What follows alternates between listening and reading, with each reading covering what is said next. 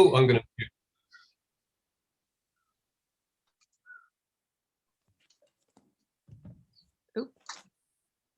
Okay, so well, welcome to us all. It looks like it's a very prestigious and intimate group, and we're very delighted to have you, Lebo, and hosted by Muenya here tonight for this 14th session of Unrehearsed Futures, which is an ongoing discussion.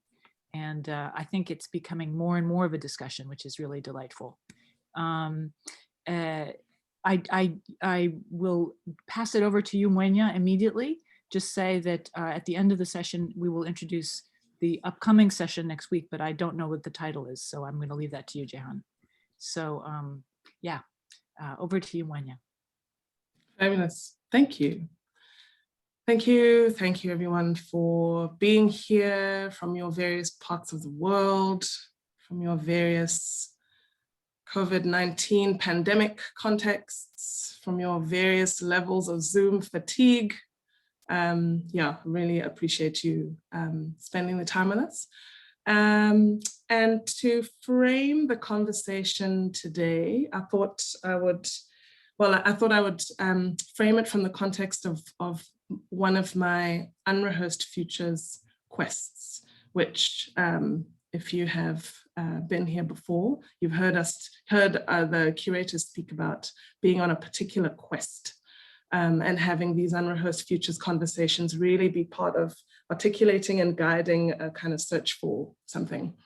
One of mine is to try and figure out how else theatre and performance skills, training, know-how can be deployed and leveraged in spaces other than making theatre for the stage, and to what end.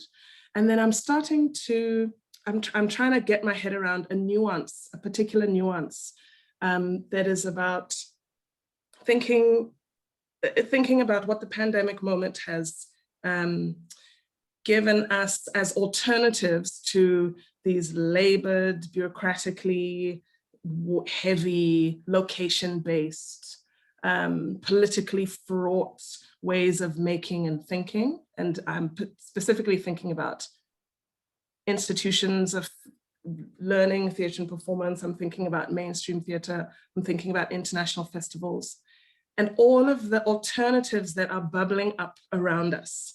And particularly the place of resistance right now and how we can think about working reparatively. So they're kind of it's an unformed nuance, I can say, but this is the stuff that is on my mind at the moment. And is the reason that I've invited my dear friend and guide, Lebo Mashile, who is a phenomenon of the South African performance and poetry scene. I'm going to ask her to introduce herself now.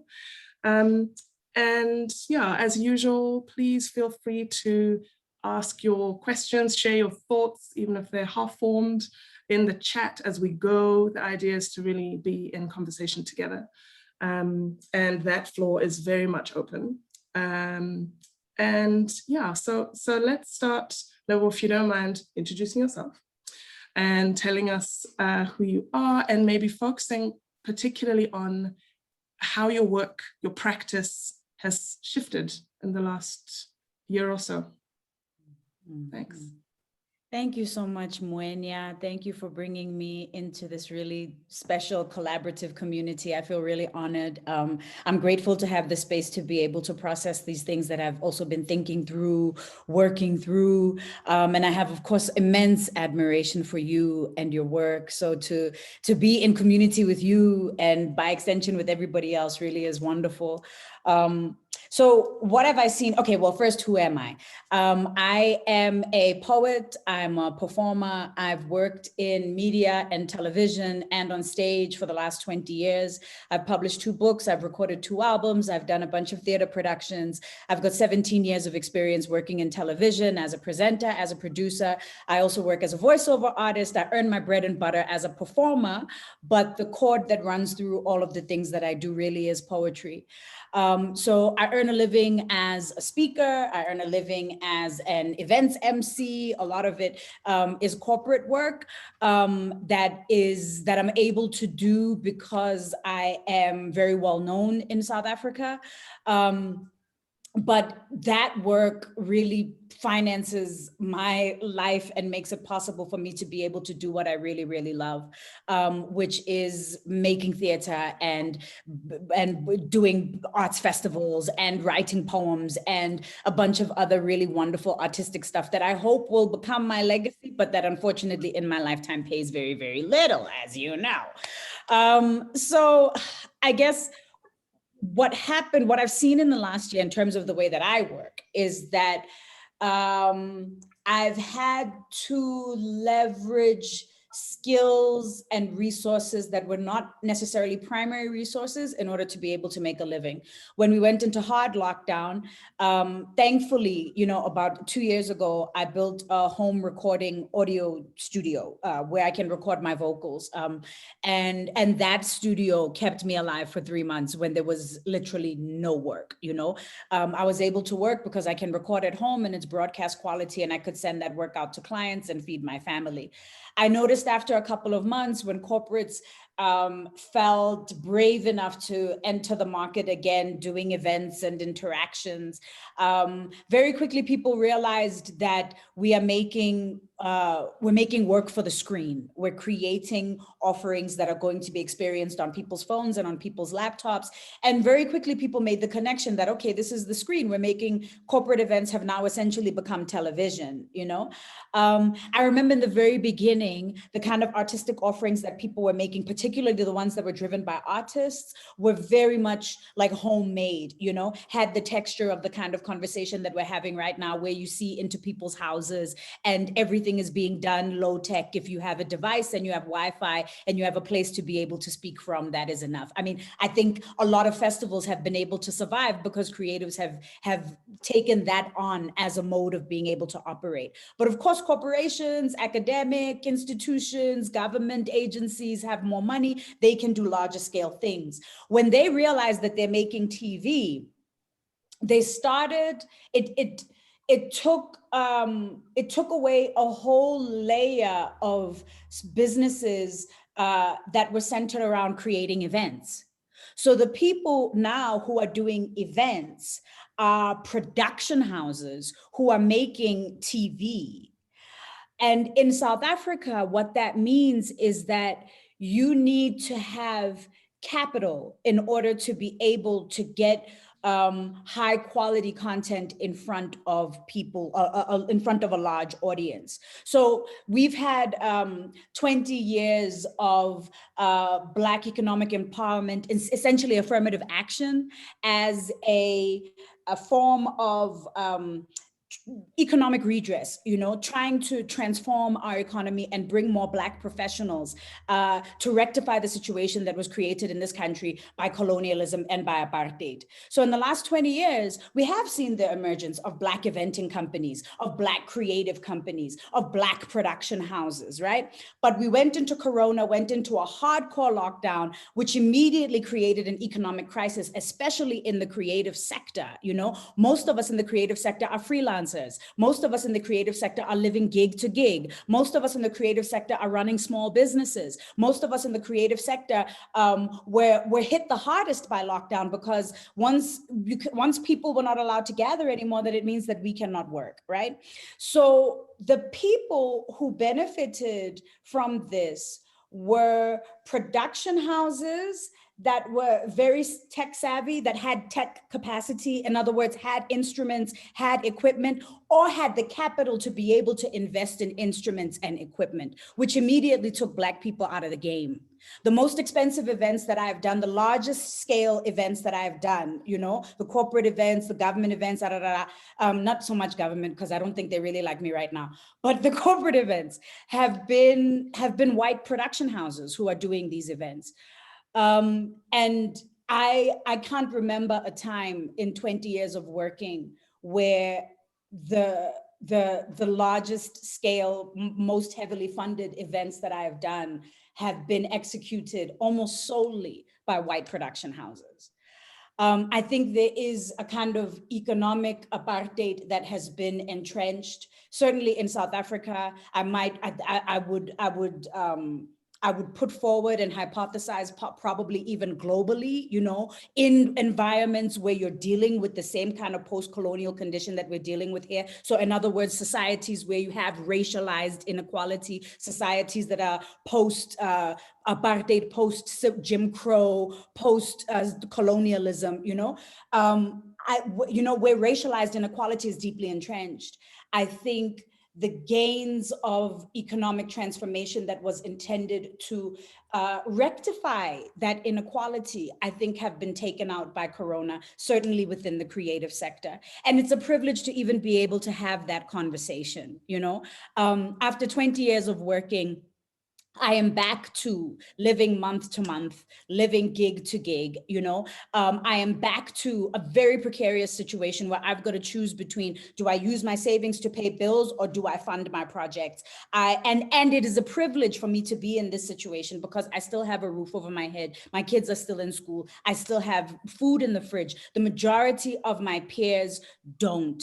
And people who have been working as long as I have, people who enjoy the profile that I enjoy in this country, are struggling to survive.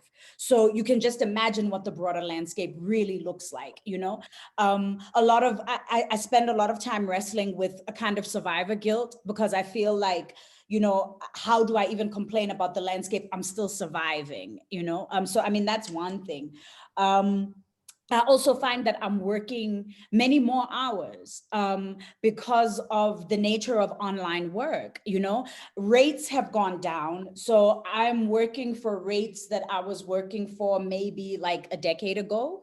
And in some ways that compensation makes sense. If I'm sitting in my house and, I'm wearing my pajama bottoms, but, I'm doing the gig on screen, it's fine. Like I don't have to travel anymore. I don't have to spend those overhead costs of having to go to the venue and all those other things. A lot of them have been taken out, but now that you do have production capacity being invested in creating events that can be experienced on screen, that should the money that I'm being paid for doing those kind of events should still be the same, and it isn't. So we've taken a huge knock in terms of rates, but the work is not less, also because of the screen life. Many festivals have gone online, which is amazing. I think it's a bonus. I think we have now like reams and reams and reams of online data and archive for creative events and festivals that have gone online. I think that is a huge benefit and a huge plus, for the future, that and particularly on the continent. I mean, we really struggle with archiving because I think for a lot of creatives on the continent, the choice is between survival. Do I make the work or do I invest in archiving?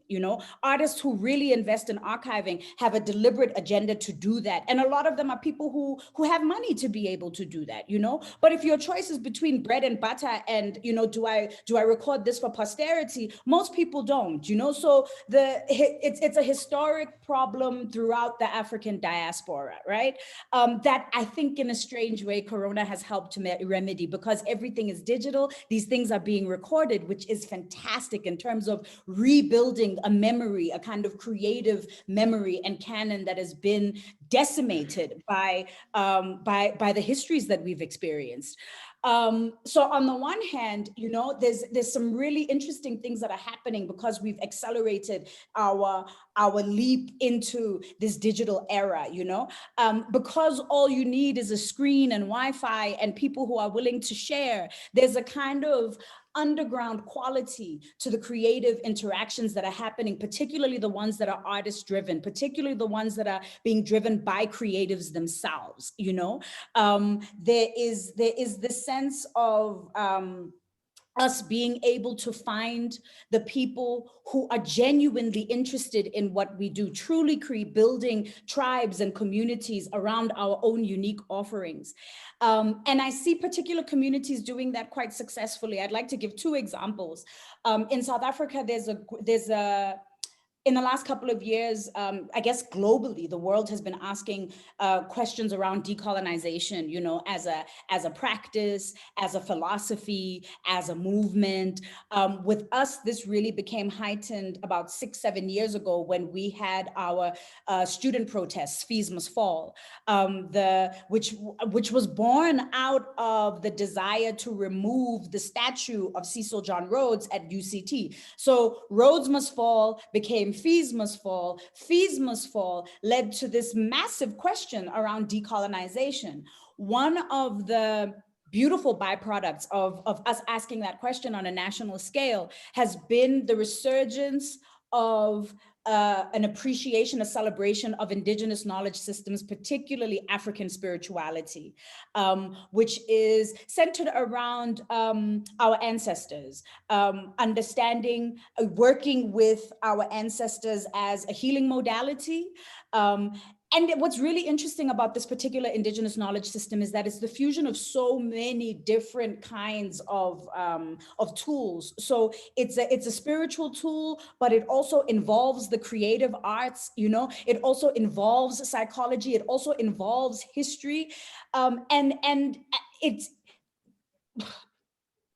we live in a society where, what, maybe 30, 40 years ago, this modality, people's culture, people's connection to themselves was illegal. We had the Suppression of Witchcraft Act, which was in place for a very, very long time, which essentially made the practice of ancestral worship in South Africa, our own indigenous spirituality, was illegal. It never went away. It was driven underground. It's a big part of people's lives. So, you know, we lived in this kind of dual consciousness for a long time of these were things that you did at home. Engaging with your spirituality and ancestral worship and your traditional practices was something that you did in the privacy of your own home, of your own community. It was kept in secret, but, you know, out in front of people, everybody's Christian, everybody goes to church. These other practices are demonized. We don't do this kind of stuff. We're too evolved. We're too sophisticated for this. But, you know, but everybody's doing it. It's kind of an open secret. It was a weird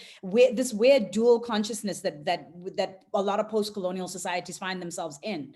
So now there has been this resurgence of indigenous spirituality. There are young people who come from a class, a segment of society that traditionally would not be open about these kind of practices, you know? These are people who are embracing this openly. And it has created a really interesting movement online. A lot of these are young people who've been initiated as healers, as shaman, as what we would call sangomas in their traditional in their traditional healing practice.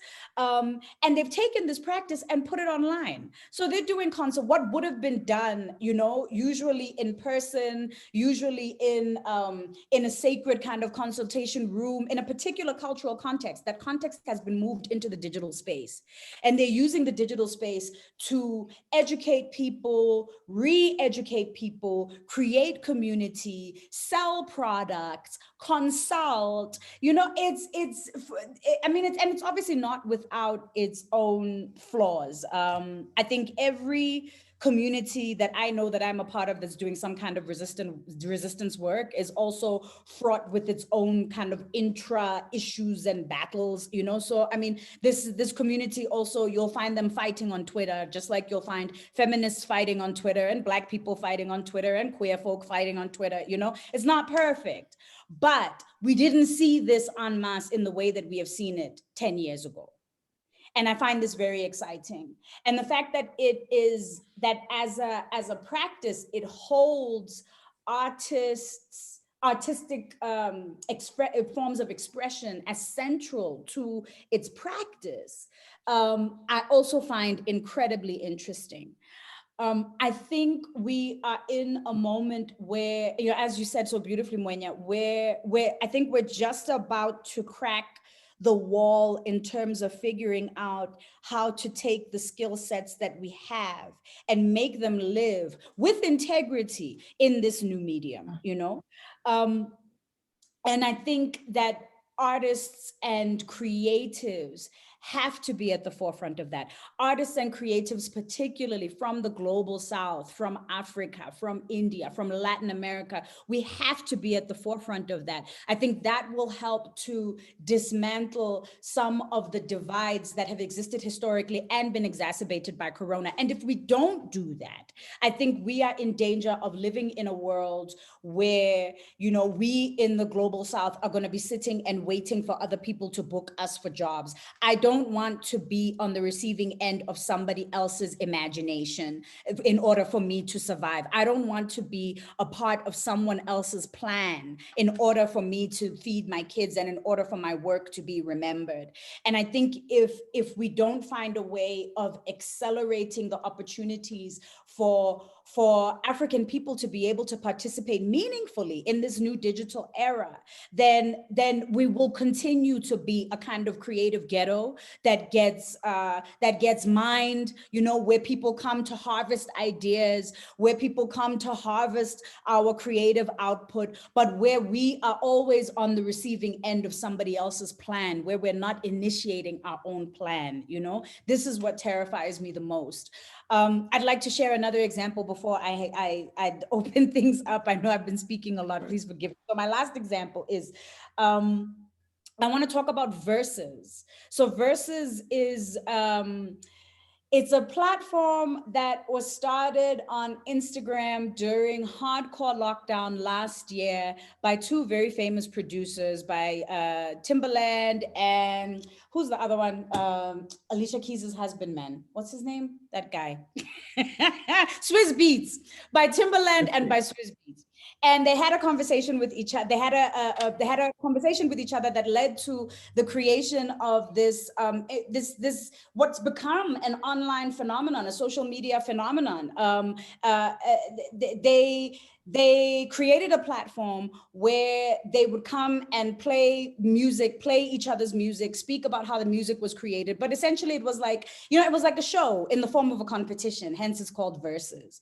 What's been really interesting about it, I mean, there are things that are kind of irritating about it because I think it's, because it's the US and because you're dealing with these kind of multi-millionaire producers and Hollywood and all of that, it got commercialized very, very quickly, you know, which kind of makes it irritating and makes it difficult to look at as an underground phenomenon. But I find it really interesting because it started as an underground phenomenon. And what it's done is it's highlighted a lot of the seminal work that has been created by African-American musicians over the last 40 years. So you've got three generations of people tuned in to Instagram to watch artists like, you know, Earth, Wind and Fire and the Gap Band and Tevin Campbell and SWV, people who've made R&B and hip hop, artists who have not been on the charts for at least 20 years, have had millions of people tuning in to these programs.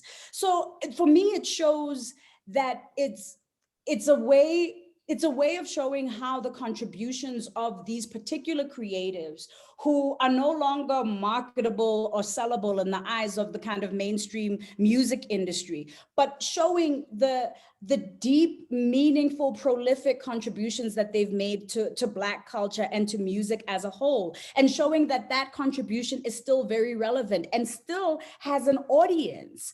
I find this very, very exciting. It's the understanding that there is a specific need in the community, that we already exist, that the contribution is going to feed people who need it, who are already there, you know? And once you find it, once you're able to create the connection between the offering and the audience, it multiplies. The success becomes inevitable.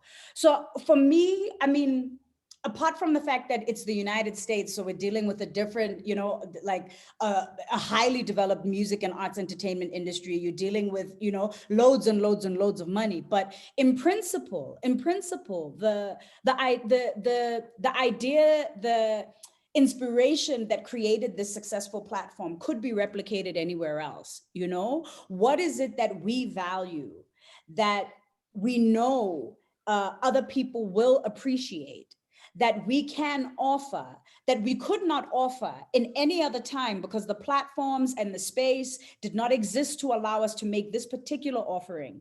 What is it that we can offer and which audience needs it?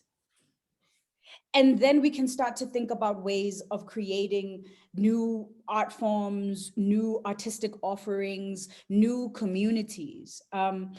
This is what I find very, very exciting.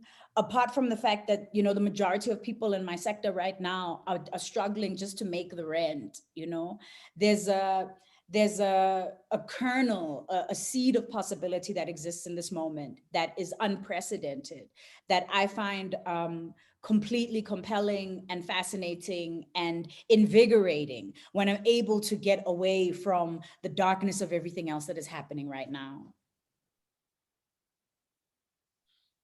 Oh, so juicy, and so rich, and so much. You said so much that is compelling and insightful, and the floor is open. It's open, right? It's been open.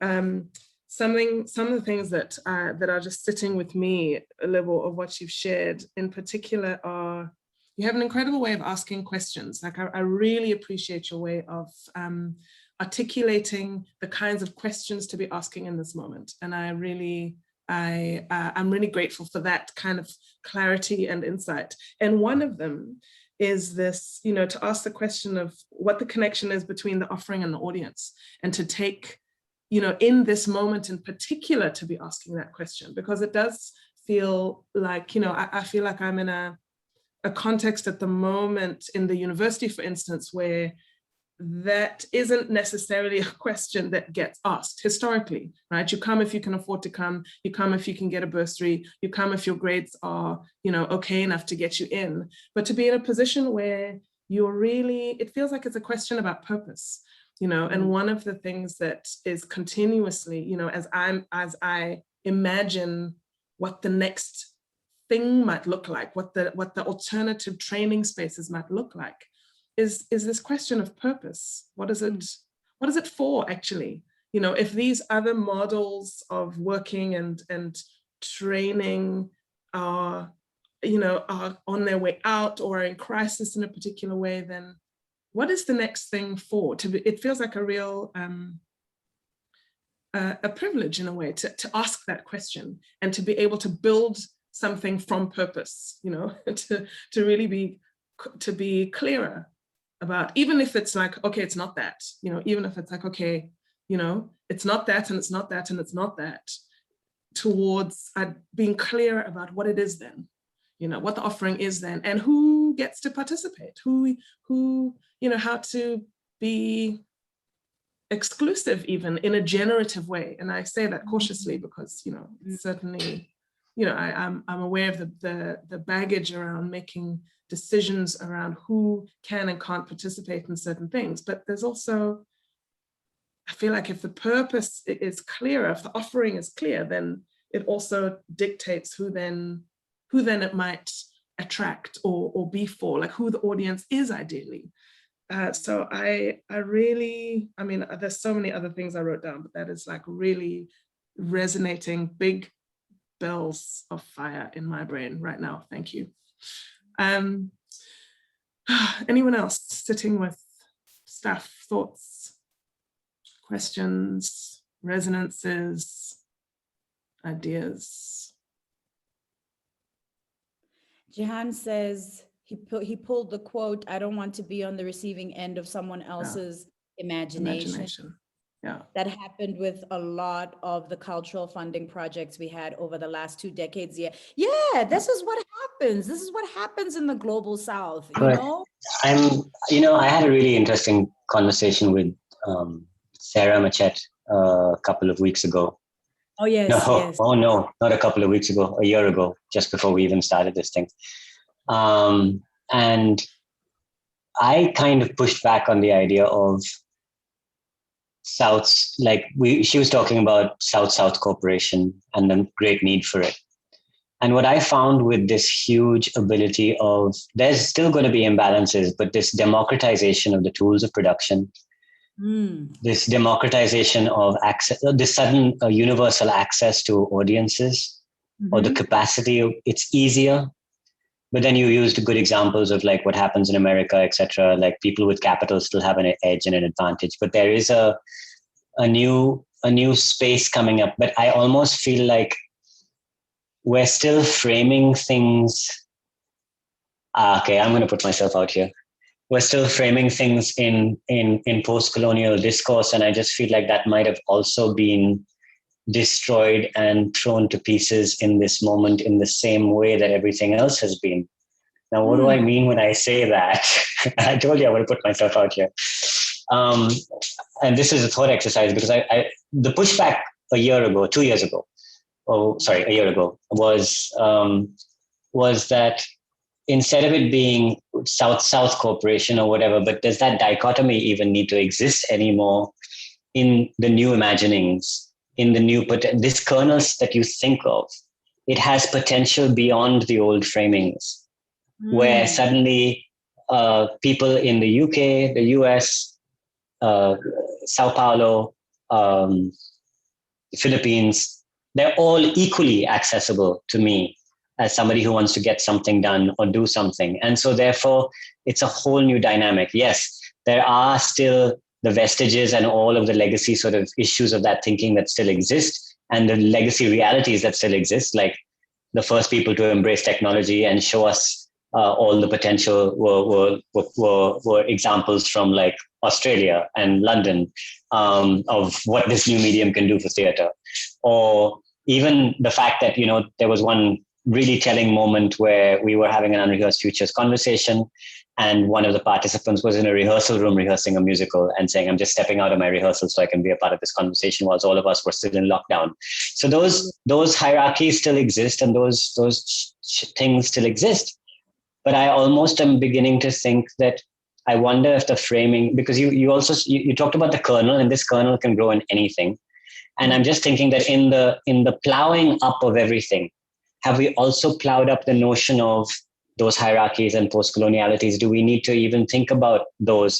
Because the idea of, like, you spoke about the underground, new undergrounds, right? But then we also spoke about the old, like we framed it in the idea of where does resistance lie? Like we have to resist something. We have to resist hegemony. We have to resist hierarchy. We have to resist this. We have to resist that. That was also pre-pandemic. Now, is it resistance or is it a new underground? Because we've churned up when the plow went through the field and broke up everything, we've churned it all up, including notions of underground, including notions of South-South, North-South, etc. And so that's where I'm sort of, that's what I kind of thinking about. And I was even thinking about the idea of the word democratization as well. Because I don't know. I'm just, I don't have a question at the end of this, Moinia. I'm sorry, but the thought that is coming to me is, do we need to also reframe, or do we also need to churn up some of the stuff that we have been framed and using all this time? Ooh. I mean, what you're saying is really explosive and important and exciting, because it demands a new language. We're in a new landscape, so we need a new language, we need new lenses, we need a new frame, right? But I'm also equally thinking about the fact that old demons also came to haunt us in huge ways during this crisis. So in South Africa, our demons are inequality. Inequality has been exacerbated by this crisis. Racialized inequality has been exacerbated by this crisis. There are people who got very rich off of this crisis, but those people who got rich were already rich. So a corruption was also, the volume got turned up very high on corruption. Our government became even more, well, I mean, they've been corrupt, but they became even more.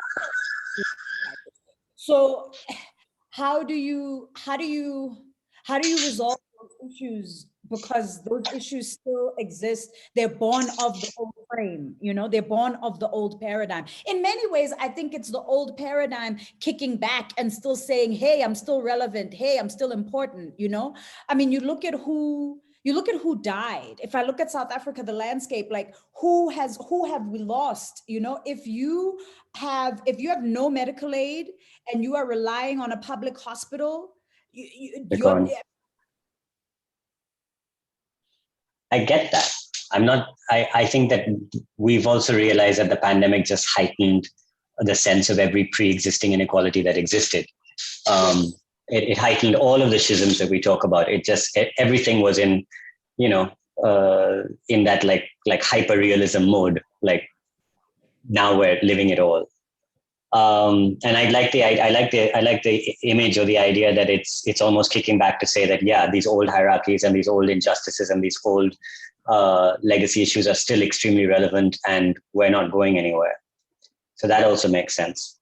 But I'm thinking that what is the new response? What is the new place? Because there are people cohesing. I mean, if we look at the creator response, or if we look at the social community response in India, for example, during a really brutal second wave,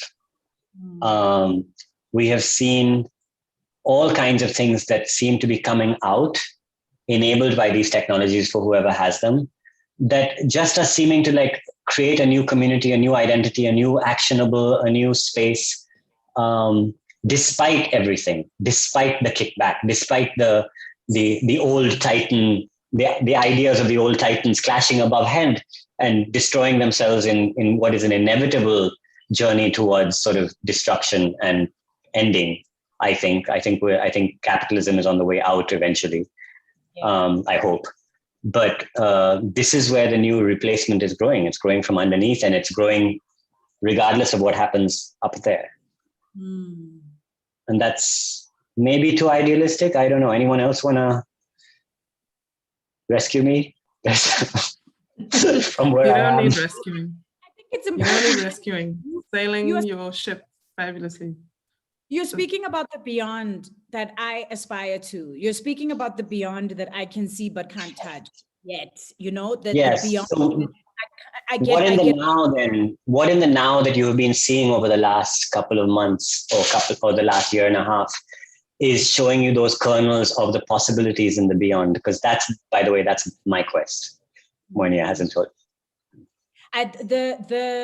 The international conversations, international digital conversations across diasporas, that for me has also been quite mind-blowing, you know, looking at the African diaspora as a global collective, as a global collective of diasporas, and realizing that many of us, whether we are on the continent or outside of the continent, are faced with similar challenges. I keep coming back to something I heard Blitz Bazauli, director from Ghana, say in a conversation last year that was convened by The Correspondent, which I think doesn't exist anymore.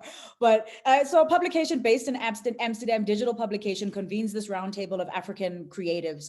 And I've been a part of many of these kinds of discussions over the last year. Discussions that probably I've connected with people that it would have taken me a decade to be able to connect with had I been traveling the old way, packing my suitcase to go and do the festival in the place, right? So I mean, that for one thing is amazing. But one thing Blitz said is that we are sitting in countries where we operate in countries where there's been institutional collapse. So as a creative, as an African creative, you have to not just create your work, but also be the institution that supports your work. And I was very aware of this in South Africa, but I didn't realize that this is a problem that exists throughout the world for African creatives, you know?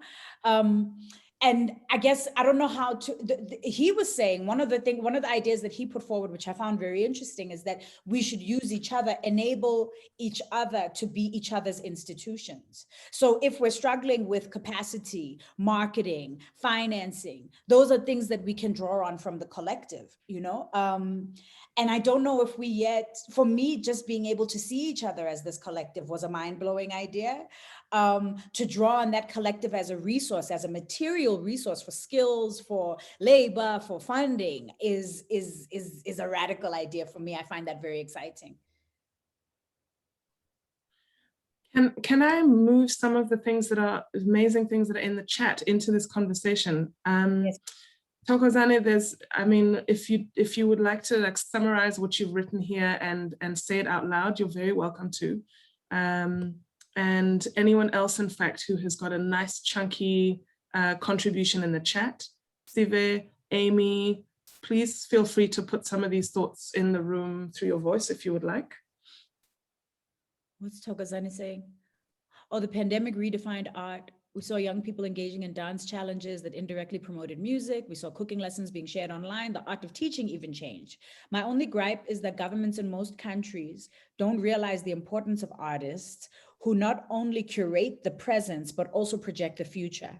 How can normal people who fall outside of the scope of artists help challenge the powers that be and also contribute to the movement which artists are forever engaged in? Thank you for acknowledging that. Post-pandemic, things will never be the same again. How then do we reframe conversations around the arts sector? A friend of mine, community health activist who's been involved in trying to get equal access to vaccines in South Africa. Many of the people who've been involved in that movement are old activists who come from the HIV movement. And he said that, you know, that the game changer happened with HIV when people stopped seeing HIV as an issue that only affects HIV positive people and started seeing it as a collective issue. So the lack of access to ARVs became an issue, a national issue. For us, I think we suffer from the fact that the arts are still seen as a tool for the chosen few. You know, the arts are for artistic, arty-farty people who belong in that special category of people over there. You know, we have not inculcated in broader society that access to the arts is a human right. We've not inculcated in the broader society the importance of the arts as a lifeline, as an imaginative tool, a healing tool, an organizing tool, an intellectual, spiritual, psychological processing tool that each individual, every individual needs. So we, as people who care about the arts, can see what the absence of the arts has done to our people and how detrimental it has been to the soul of our people to not have access every day to the broader arts, you know, but to get ordinary people to understand that, to see the value of something in its absence that's very challenging. How do you sell the importance of something when people have not seen and experienced the importance of that thing in their own lives? I think what you're asking is a very important question. I can just jump quickly to the comment that Amy makes in connection to what you've just said, Lebo. Just reading out of the chat, many of my friends in the US who've been working in the precarious fringe theatre sector have moved directly into social justice and activism over acting. They're no longer making work for the critically sympathetic quote unquote church and are now militating. Is that right? Militating. Yes, directly. Seems like a cultural turning point. Yeah, absolutely. Amy, I don't know if you want to expand on that at all. I was, you know, when you were talking about purpose, I mean, I think that's, you know, sort of what it may come down to in a way, is that it seemed like an effective thing to be creating work that was critical and that audiences would be sympathetic to that. It was sort of, I think, you know, the communities that would attend the theater were sympathetic and similar to the people making theater. In many cases, the same community. I mean, there's a joke in Britain that, you know, the 10-pound note is just being circulated, basically.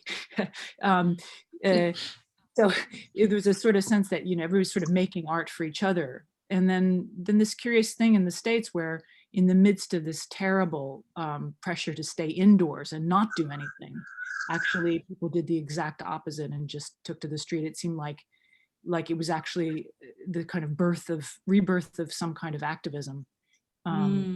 So I'm really curious about if that's, I mean, you seem to be describing some things that look a bit like that, but not perhaps identical.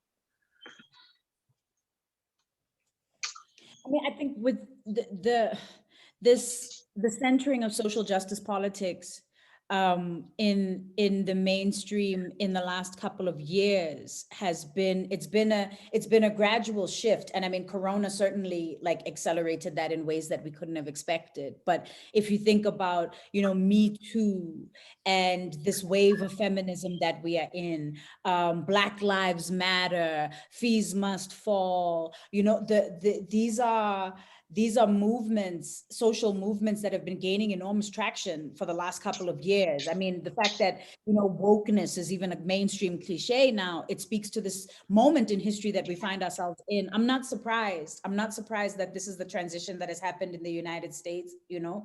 I think that the kind of social justice movement and creative movements have always been very closely linked, you know, and I think as the social justice issues that are at the kind of forefront of society, as they change and evolve, so too will the creatives who choose to respond to these issues also change and evolve, you know. But I think we're in this moment where these issues are at the center of all discourse. I can't think of a similar political moment, you know, maybe, you know, the anti-Vietnam movement, right, in the 60s and the 70s, or the civil rights movement, or certainly the anti-apartheid movement. You know, we've seen these moments in history where that very obvious connection between the creativity, between the creative and the political, you know, becomes amplified. And I think we're in that now. We are definitely living through that. I mean, even who had no political consciousness, well, you can't really say that, because even not being politically conscious is a form of politics, right? But, you know, even artists who in their mainstream personas did not express any political views a decade ago, 15 years ago, are suddenly feminists, are suddenly Black conscious, are suddenly saying Black Lives Matter, you know? And I find this very interesting. You know, I mean, how much of it is driven by the need to remain relevant? But I mean, even regardless of that, right? I mean, people, every creative is entitled to their own evolution, right? Even, I mean, that my political ideas are not what they were a decade ago, 15 years ago, 20 years ago, you know? So however you come to consciousness is how you come to consciousness. If you use your platform to share it, great, you know? But I think what you're talking about is something that I think it's a global phenomenon. Can I say something? Go ahead, Jehan, and then Sister Zaizanda. Go ahead, Jehan. Oh, sister, if you want to go first, it's fine. This can wait. Thank you. I'm going to leave my video off because my internet's a bit unstable. I'm speaking to you all from Narm. I'm in Melbourne, Australia. So this is really interesting, talking about diasporic, like African communities and how we create and engage with institutions, and obviously the power imbalances that are still at play, and that these institutions have never really been there for us. And I'm hopping in now on this thread of, you know, how social justice movements have entered into that space of the art and creation. And what I'm witnessing is, and you know, because my art was always quite political, and I think now it's kind of, you know, it's become quite the norm for folks to be quite political in these spaces. But I think it's also because the institutions have recognized that in order to remain relevant, you know, we can't keep pushing out neighbors without Black people. Yeah. You know what I mean? And like everything is TV based. It's become very apparent that, you know, we're on a Black continent. It's stolen Black land, and we're still very much in an apartheid situation here. And so just that, I worry about that as well, because I feel like our agenda as, I'm going to speak specifically for the African diaspora that's creating here, but of course we've got people from everywhere, that our agenda has actually been driven by a hijacking of that social movement by the institutions themselves, because it is now a, what do they call it? It's a condition of funding that they show that they have diversity, or that they've considered diversity within their programming. And there's a lot of cherry picking of artists who will toe the line, you know? And I think, you know, a lot of the work, like whether I think work actually stands up at the end of the day. And when I say stands up, I mean a community can be brought in. So a group of people who would never in their lives go into the theater because it's not where they feel comfortable, right? It's just a space where they've always been excluded. If you can put on a work of art and they can walk out of there feeling like, I belong here and that work spoke to me, then it stands, that's right? It. But yes, the people who are being chosen, and I don't want to speak out of turn here. Obviously, I don't like to diss folk, but I worry that the folks who have been chosen to put on work within this social justice moment that we're in are the ones who kind of conform to the status quo. They won't rock the boat nearly as much. So I'm excited like by this conversation, because I think yes, it's important to take advantage of, you know, all the opportunities that are out there. You know, you gotta have people making moves on all sides. And I'm excited with this digital era that we're in, because it does allow for these conversations to occur. Like the South-South dialogue can actually keep happening. We can actually create things, you know, like what you were saying before, Lebo, about, you know, tapping into communities and networks that are global, you know, to put quote unquote bums on seats, or to get the marketing, or, you know, like that's really exciting. I think that's where my mind is. I'm worried about the production quality and the cost that's associated with actually being able to put something on that is great. That's what I worry about, because I don't know if the low tech thing can go. I mean, personally, I've chosen podcasting because I have, you know, like 10, 15 years of experience in community radio. And I know that I can, you know, like really control the standard and quality of that. But in terms of video, I'm just, yeah, I think that's where we're all going to stumble a little bit, because the cost. You know, I don't think we should be, I mean, first of all, thank you for your contribution. I think you raised a number of really important issues, and I don't want to miss them. Emmanuel Gamon, West African podcaster, entrepreneur, he encourages everybody to have a podcast. He says every creative should have a podcast to address this issue of these absent archives, right? So what you're doing is really important work, and a template for the kinds of work that could evolve out of it going forward. I think you're right about access. You know, you are right about the question around budgets and around financing.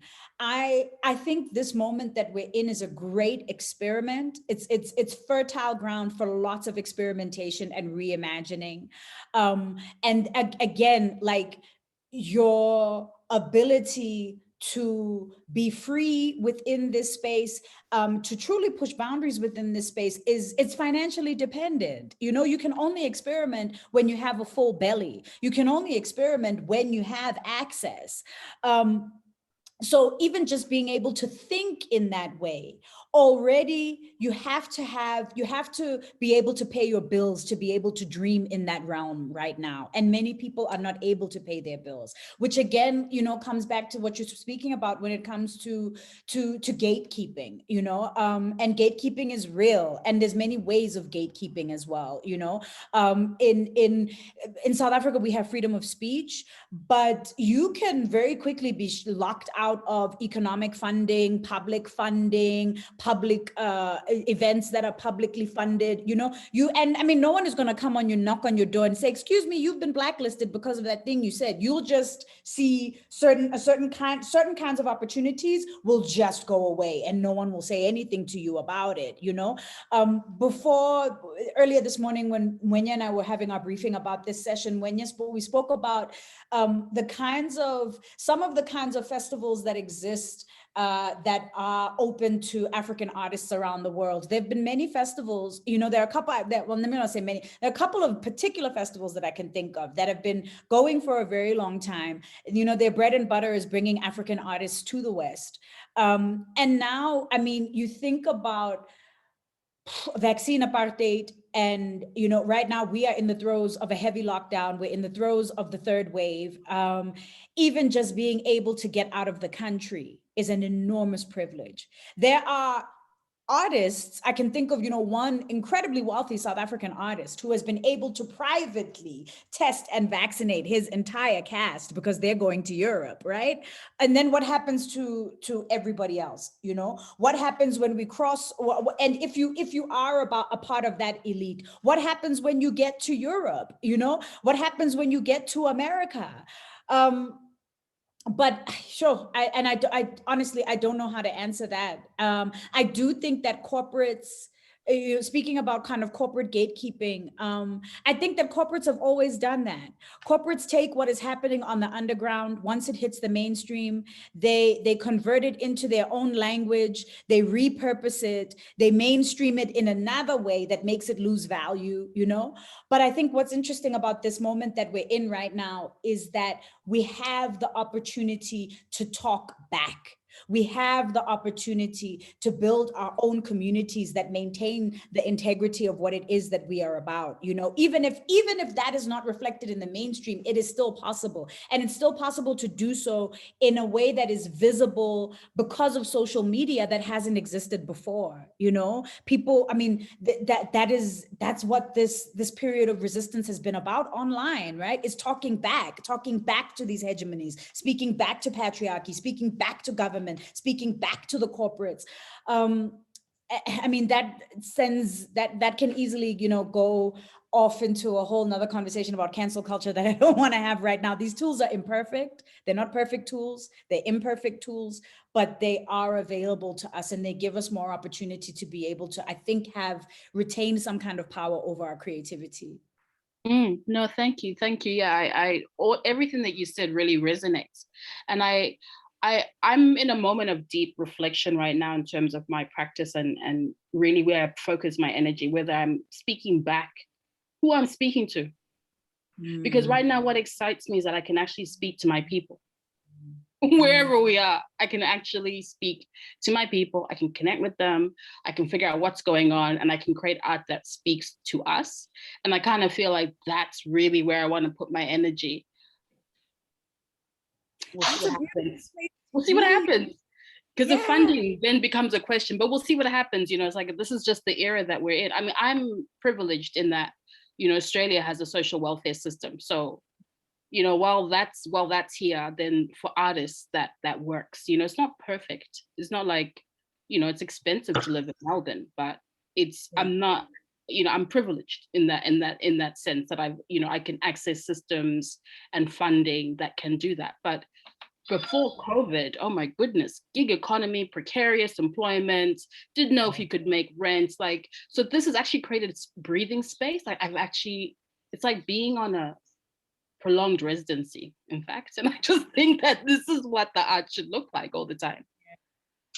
But that's such a great question also, like, who are my people? I mean, you could spend your whole entire life revisiting just that question. And you know, who are my people? Who are my people geographically? Who are my people politically? Who are my people spiritually? Who are my people ancestrally? Who are my people in terms of my values? Are my people who I imagine my people to be right now? Is that who I imagine them to be 10 years ago? Is that who they could be 10 years from now? You know, I think that's a really fascinating and important question. I think that's what I really, I think that was going to be a point I wanted to build on, because the idea of who are my people, suddenly it doesn't have to become like, it's like, who are my people? I don't have a I don't have a socio-cultural identity. I don't have a strong identity reference point.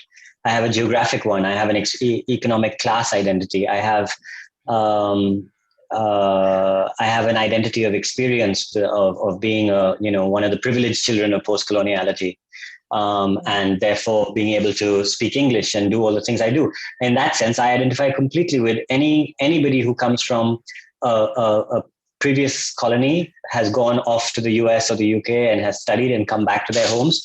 Those are my people, for example, right? Completely right there. My first set of people.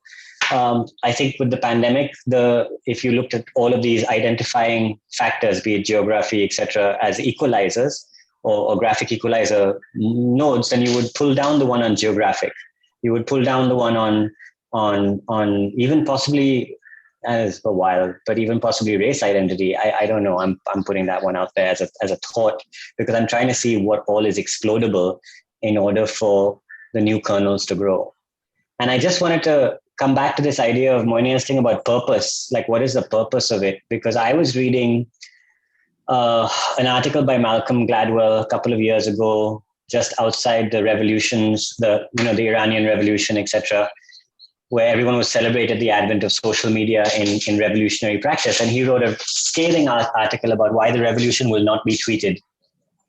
And he compared the whole thing to the civil rights sit-ins that happened in the South, where it took strong tie networks to make a movement happen, and how the Iranian Revolution, etc., failed.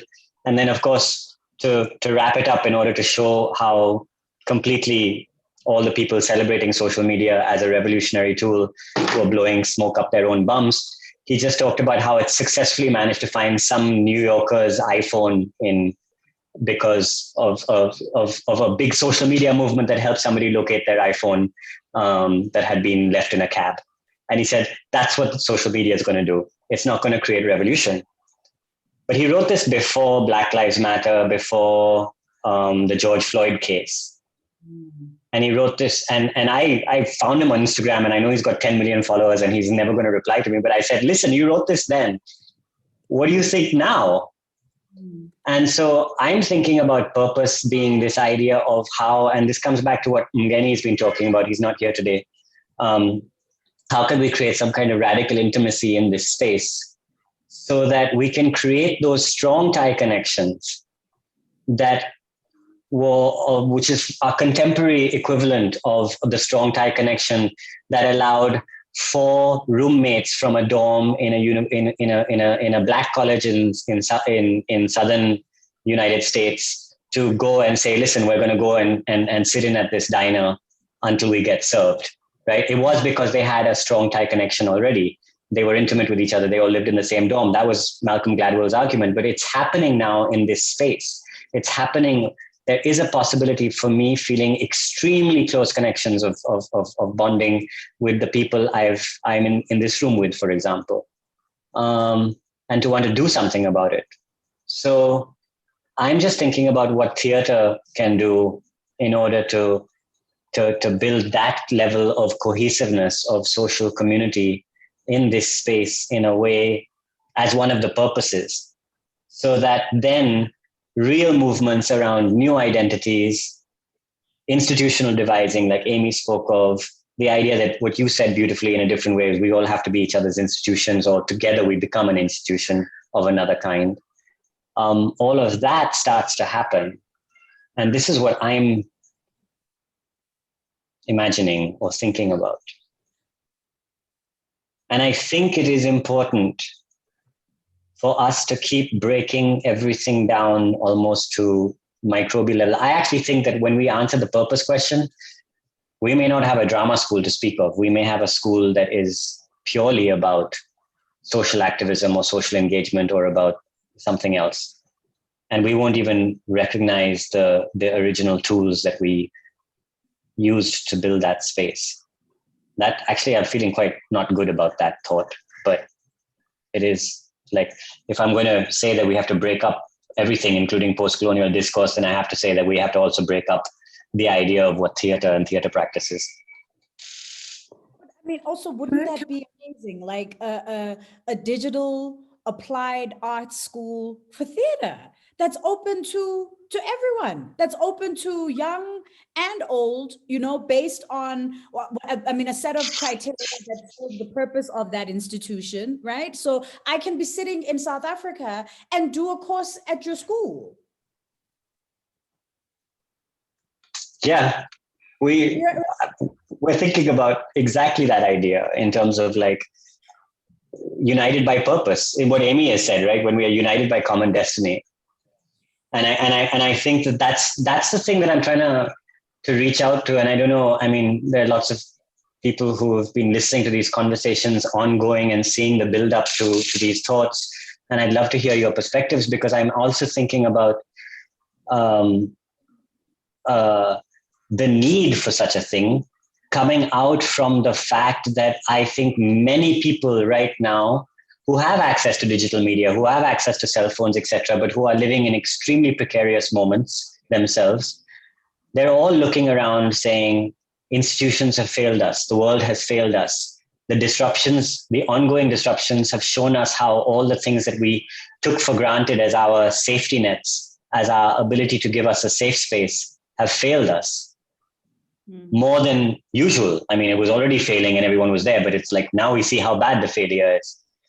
And so everyone, I think there is a common cause, a common destiny where everyone is saying something to the extent of, there's got to be something better than this. There's got to be a better way.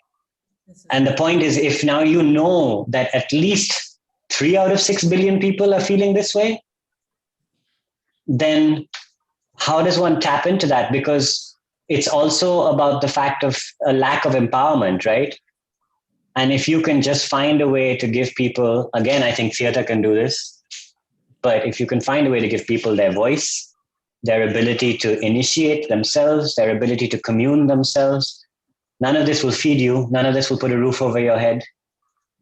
But for whoever can, if that is there, then have we not really, truly democratized resistance, rebellion, or not even that? Let me break those ideas, because I don't really care anymore about what we're resisting. Haven't we just democratized agency? And I mean it. I mean, like, I think I said it to this one's comment, Tokuzane's comment, but I just think that why do we even want to look at what governments need to do for us? Whose permission are we waiting for? Those are the institutions that have failed us time and time again, year on year, decade on decade. Yeah. The idea of nation state has failed us. Yeah. The idea of identity politics has failed us. So I'm going to shut up. Yeah. Can I just invite Sive, if you would like to say, you've been consistent in the chat with some really valuable contributions there. And if you would like to put any of it in the room through your voice, please feel free. And I particularly want to scroll back here to something that you said early on, and with your permission to just read it out. So from Sive, I think and feel in my heart that the target audience should be the youth. I remember doing arts and culture at school as a subject, and all I wanted to do was just stay in that classroom.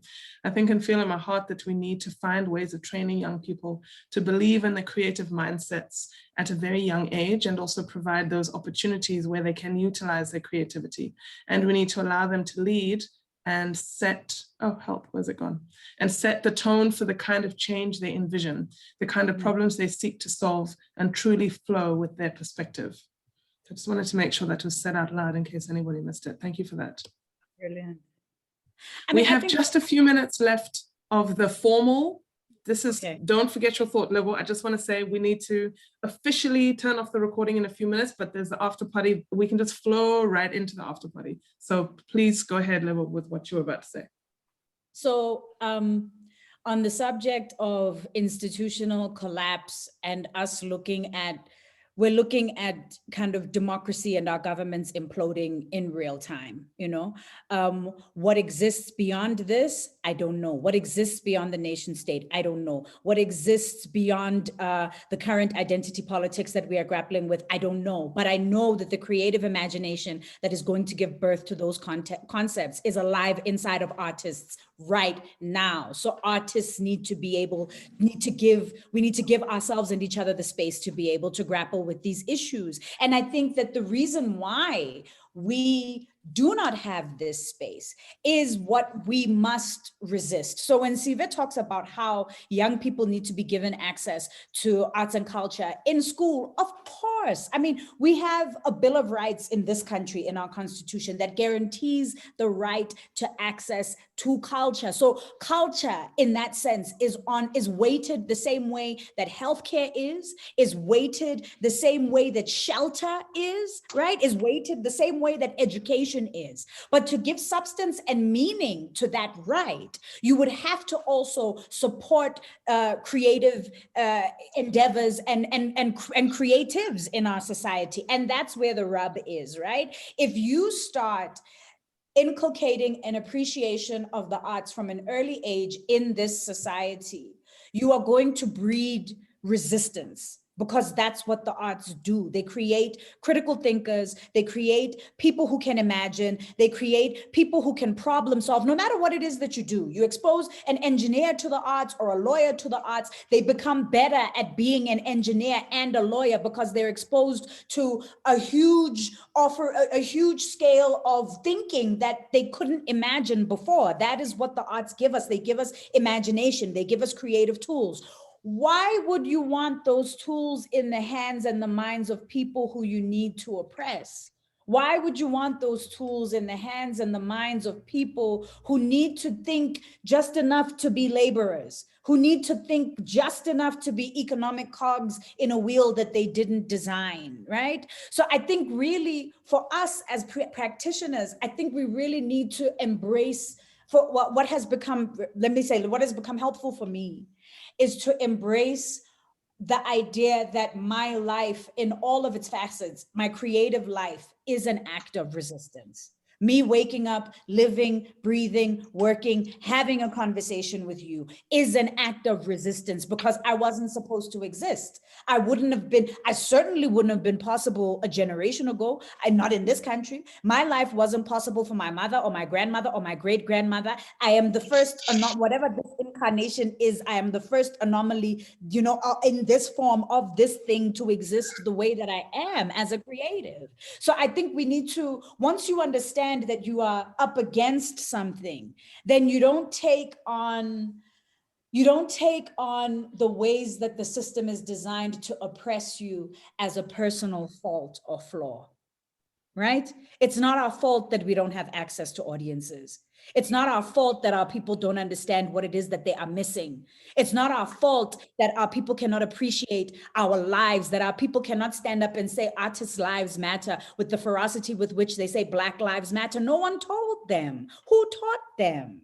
It's not in the interests of those empowered to teach people that they deserve art and culture, because if they became those kinds of people, there would be people who tear down the system, So keeping that at the forefront of my mind, it helps me to put in perspective the obstacles and the blockages that I come up against, but also, it helps us to understand why we need to make arts and culture central to the new worlds that we are imagining.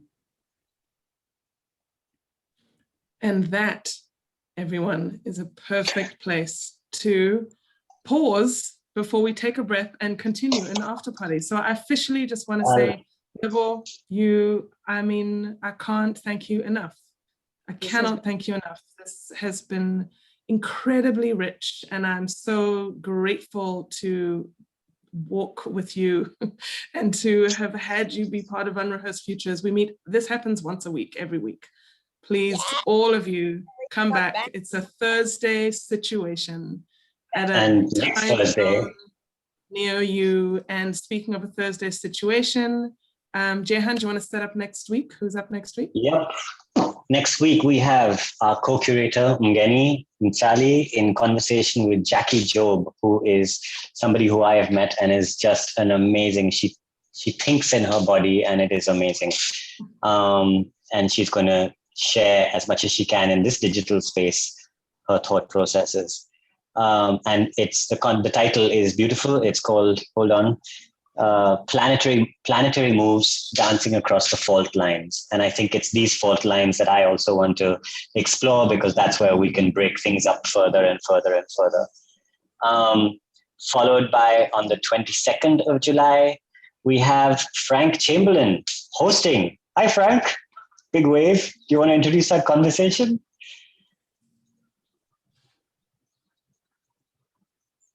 I think we have a title which was Neutrality, Hindrance, or Help.